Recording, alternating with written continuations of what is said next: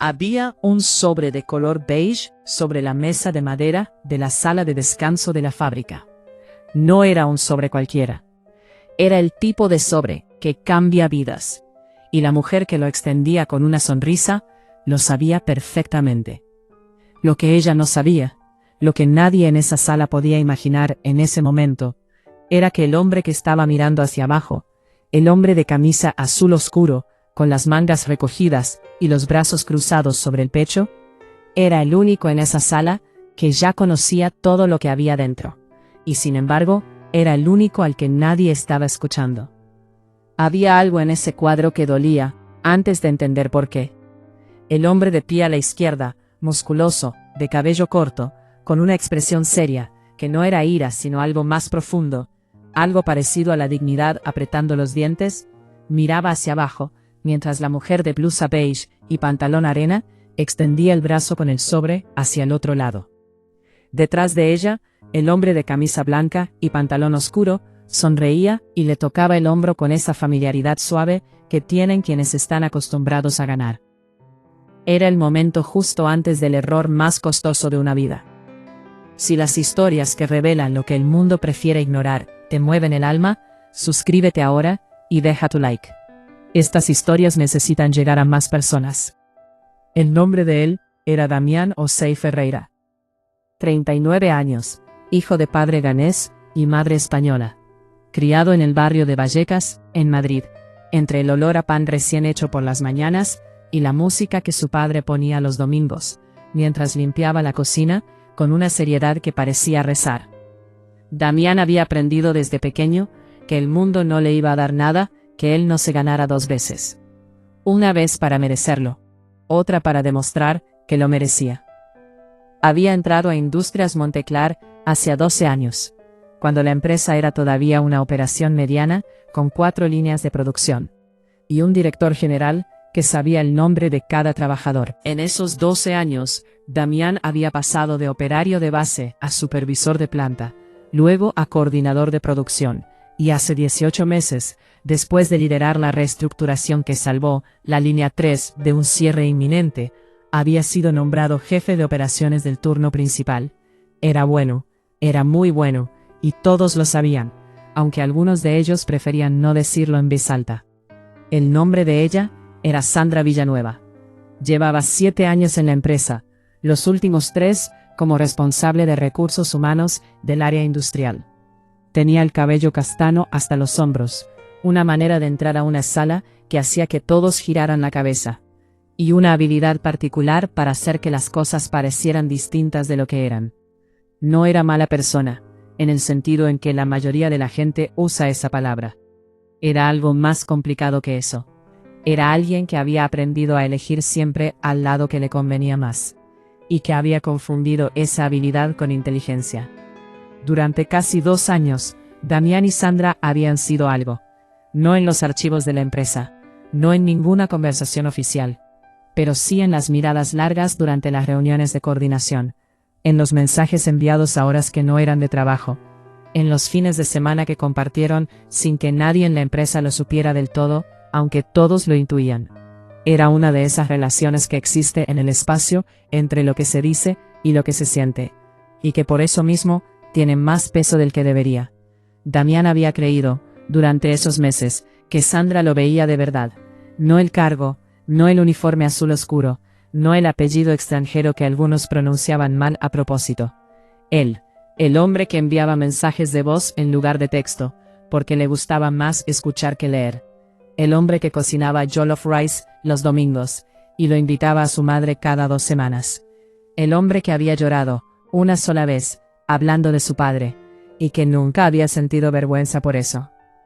Pero el mundo de Industrias Monteclar estaba cambiando, y Sandra Villanueva estaba cambiando con él. 3 meses atrás había llegado a la empresa Ricardo Solano Prats, 48 años, camisa blanca, pantalón oscuro, un apellido que en el sector industrial de la región abría puertas con solo pronunciarlo. Era el nuevo director de desarrollo corporativo, traído desde la central de Barcelona, para supervisar la expansión de la planta hacia el mercado portugués. Llegó con la seguridad tranquila de quien nunca ha tenido que demostrar nada dos veces, y con una sonrisa que Sandra Villanueva encontró convincente desde el primer día. Lo que nadie en la empresa sabía todavía, lo que ni siquiera Ricardo Solano sospechaba en ese momento, era que Damián Osei Ferreira no era solo el jefe de operaciones del turno principal. Era, desde hace 4 meses, el beneficiario directo de una transferencia accionaria firmada por el fundador de Monteclar, antes de su retiro definitivo. Una transferencia que le daba a Damián un porcentaje de control suficiente para bloquear cualquier decisión estratégica de la empresa sin su consentimiento. Nadie le había dicho nada a Ricardo Solano, porque los abogados todavía estaban procesando los documentos. Y nadie le había dicho nada a Sandra Villanueva, porque Damián había decidido esperar. Quería ver si ella lo elegía antes de que el mundo le dijera que tenía razones para hacerlo. El día del sobre, Damián entendió la respuesta. El sobre había aparecido esa mañana sin previo aviso. Sandra lo había convocado a la sala de descanso del área industrial a las 11, con un mensaje breve que decía que había algo de lo que hablar relacionado con la estructura del equipo. Damián había llegado puntual, con la camisa azul oscuro de siempre, las mangas recogidas por el calor de la planta, sin imaginar lo que encontraría al entrar. Ricardo Solano estaba ya dentro, de pie junto a la ventana, con esa postura de quien ocupa un espacio sin necesitar permiso. Sandra estaba sentada a la mesa, con el sobre delante. Cuando Damián entró, ella se levantó. No lo saludó como lo había saludado durante casi 2 años. Lo saludó como se saluda a alguien con quien se tiene una relación estrictamente profesional. Ese cambio de temperatura, esa fracción de segundo en que el tono de voz se vuelve administrativo, fue lo primero que Damián sintió antes de entender nada más.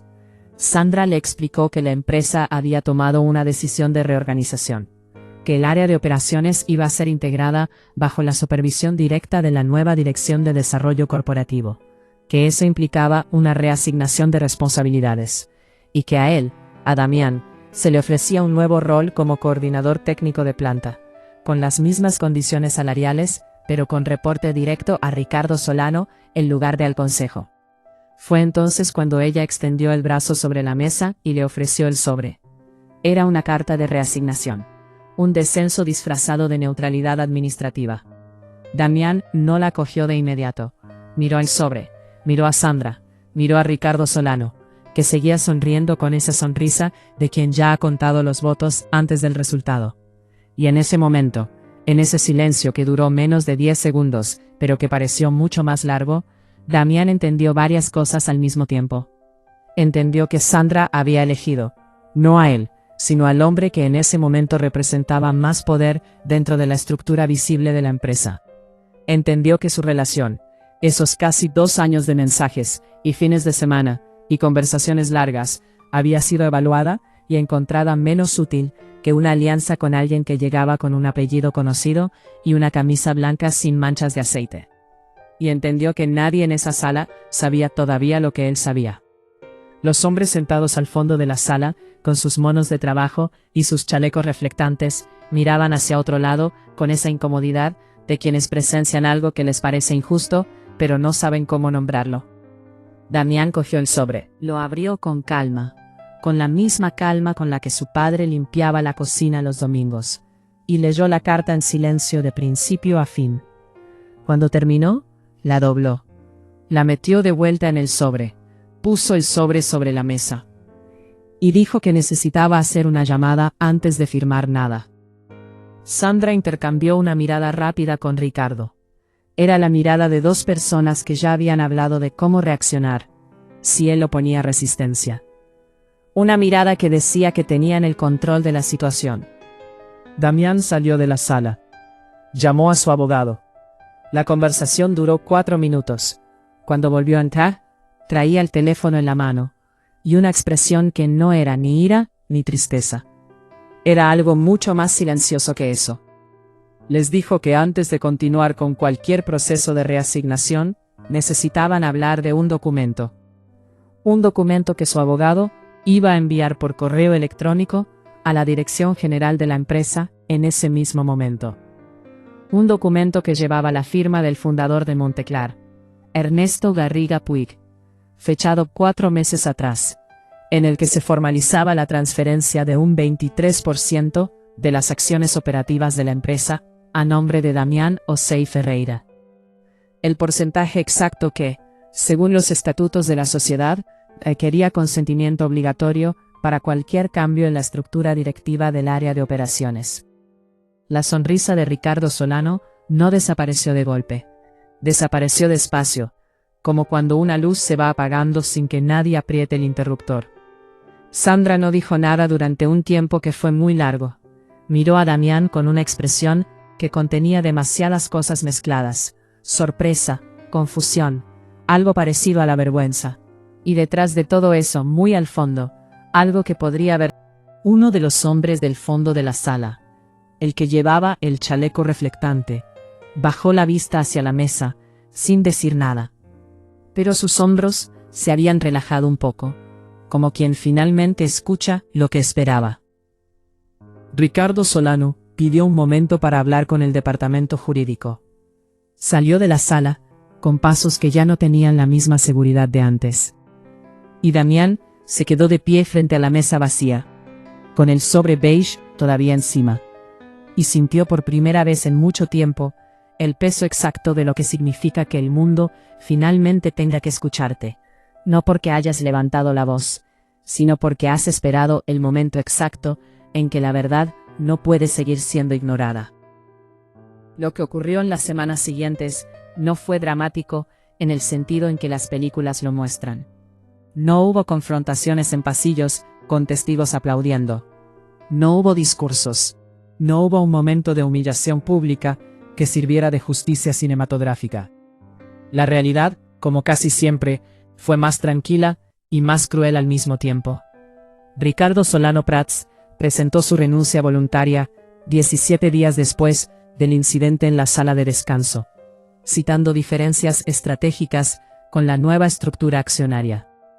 El comunicado interno fue redactado con cuidado suficiente para no mencionar nada que pudiera incomodar a nadie. En ese tipo de empresas, las salidas de los poderosos siempre vienen envueltas en papel de seda. El consejo directivo convocó una reunión extraordinaria para revisar la estructura de gobernanza a la luz de la participación accionaria de Damián. Fue una reunión larga, con abogados de ambas partes, con documentos sobre la mesa, y un silencio de fondo que nadie quería nombrar. Al final, Damián fue confirmado como miembro del consejo con voto deliberativo. El cargo de jefe de operaciones quedó en sus manos de manera formal, con todos los atributos que siempre debió haber tenido. No fue una victoria que se celebró con ruido. Fue una victoria que se sentó sola en una silla y respiró hondo. Sandra Villanueva siguió en la empresa durante 3 meses más. Durante ese tiempo, ella y Damián se cruzaron en pasillos, en reuniones, en los mismos espacios donde antes habían compartido algo que ahora tenía un nombre distinto. Él la trataba con la misma profesionalidad con la que ella lo había tratado el día del sobre. Ni fría ni cálida, exactamente neutral. Y ese equilibrio, esa justicia mínima de recibir lo que se dio, era probablemente más difícil de sostener que cualquier reproche abierto. Sandra pidió traslado a la central de Barcelona en el 3er mes. La empresa lo aprobó sin objeciones. El día de su último día en la planta, pasó por la oficina de Damián. Llamó a la puerta. Él levantó la vista del documento que estaba leyendo. Hubo un silencio que contenía demasiado para caber en una conversación breve. Ella dijo que quería que supiera que lo sentía. No como fórmula. Como algo que había tardado demasiado en llegar, pero que llegaba de verdad. Damián no respondió de inmediato. La miró durante un momento, y luego dijo que lo sabía. Que lo había sabido incluso entonces. Y que eso era precisamente lo que más había dolido. Sandra asintió. Salió de la oficina. Y Damián volvió al documento que estaba leyendo, aunque tardó varios minutos en poder concentrarse de nuevo. Hay algo en esta historia que vale la pena decir en voz alta, porque si no se dice, se pierde entre los detalles y los nombres.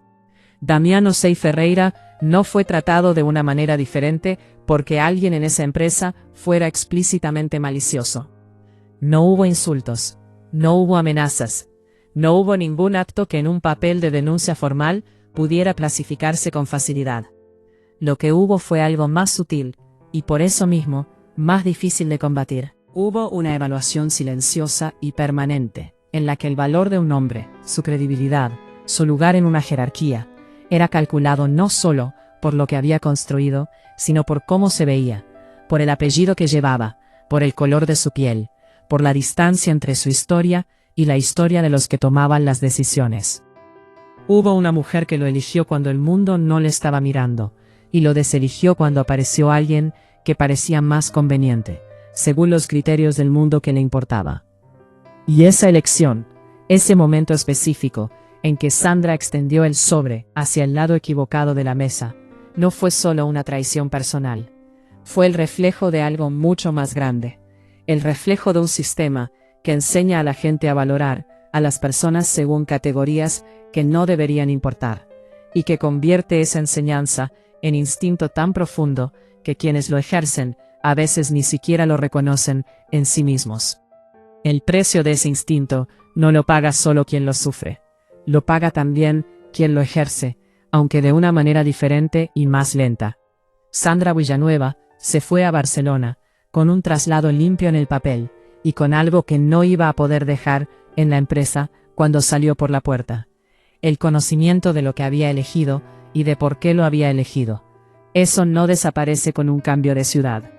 Y Damiano Sei Ferreira se quedó en Vallecas, en la misma empresa donde había entrado hace 12 años, con las manos vacías y la cabeza llena de cosas que demostrar.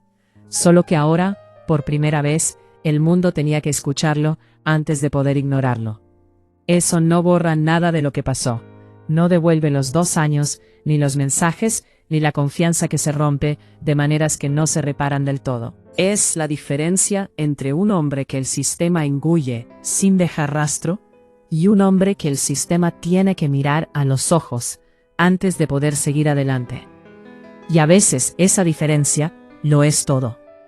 Esta historia termina aquí, pero la pregunta que deja atrás no tiene una respuesta rápida. ¿Cuántas veces ha extendido alguien un sobre hacia el lado equivocado de la mesa? ¿Y cuántas veces ese alguien ni siquiera supo que lo estaba haciendo? Si esto te hizo pensar, déjalo en los comentarios. Cuenta lo que has visto. Cuenta lo que has sentido. Porque estas historias solo tienen peso cuando se comparten. Suscríbete si quieres seguir recibiendo relatos como este. El próximo ya está en camino. Y recuerda, el poder que ignoras en alguien no desaparece. Solo es